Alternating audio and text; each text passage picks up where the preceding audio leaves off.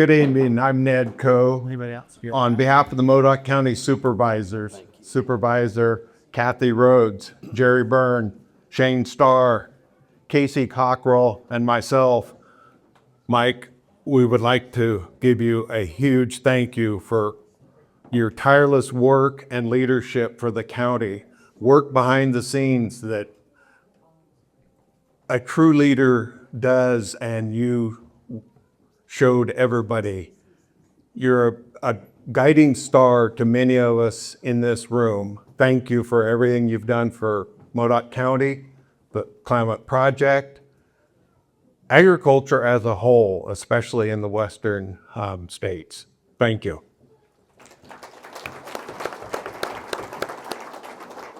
Congressman LaMaffa was supposed to be here tonight, and President-elect Trump called Republican leaders to come to Mar-a-Lago this weekend for a working weekend in preparation for the transition and prepare Congress for a few of the tasks that they have on hand: securing the border, getting a farm bill passed, passing secure rural schools, which is critically important to rural western counties.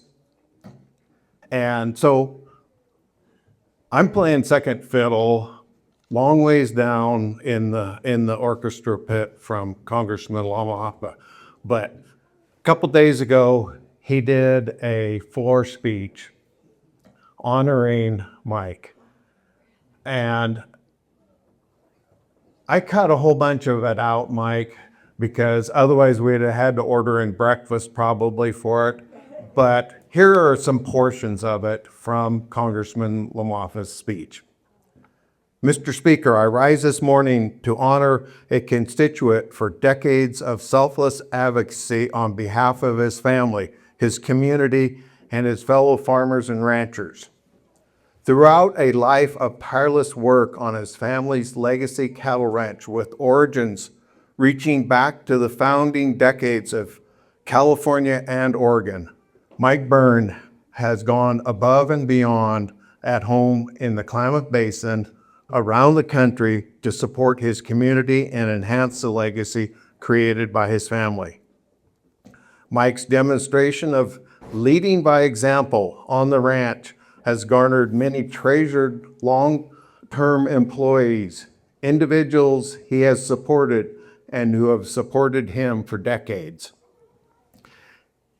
In the early 1980s, at the urging of a family friend and ranching industry leader, Rob Flournoy, Mike was encouraged to pursue what became decades of involvement, volunteerism, support for the agricultural community on three key fronts: supporting agricultural water and water rights, sustaining public lands grazing, and supporting conservation as a part of working agricultural businesses.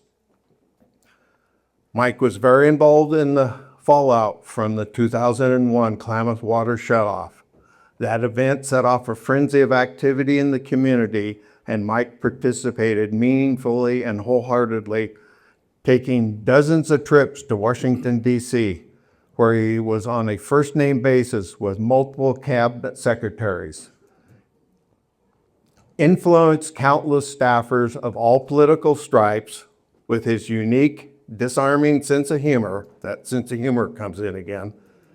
Participating in countless tours and hearings with federal officials and the media, and acting as a principal organizer of the Klamath Bucket Brigade. Mike knew the efforts made by so many at that time were significant, meaningful, and he was honored to play a role. Mike continues to selflessly attribute the success of his efforts to being blessed with the right history, the right connections, and being in the right place at the right time. Fair enough. We can all count ourselves lucky that he took advantage of that timing and connections. While we see hundreds of committed advocates in my office each year, there are two things that make Mike unique. First is the longevity and breadth of his service. While many people join a single organization and pass through leadership, then retire, Mike's willingness to remain involved in multiple organizations, providing counsel, support, long after his term as a leader has ended, is truly remarkable. He remains chairman of the local RCD and has just completed many terms as a board member in the Commonwealth Water Users Association and Public Lands Council. Second is his willingness to stand back from the limelight and deflect credit to others at all times. Being willing to work hard and support the community in bringing diverse groups together without caring who got the credit, Mike followed one of the former President Ronald Reagan's political rules and was able to accomplish much. We thank Mike for his many efforts and his continued support to this day, and we stand with the community in saying we appreciate what he has done and thank you for what you continue to do. Thank you, Mr. Speaker, for allowing me to share with my colleagues and the nation my regard for an outstanding America. I yield back my time. Thank you, Mike.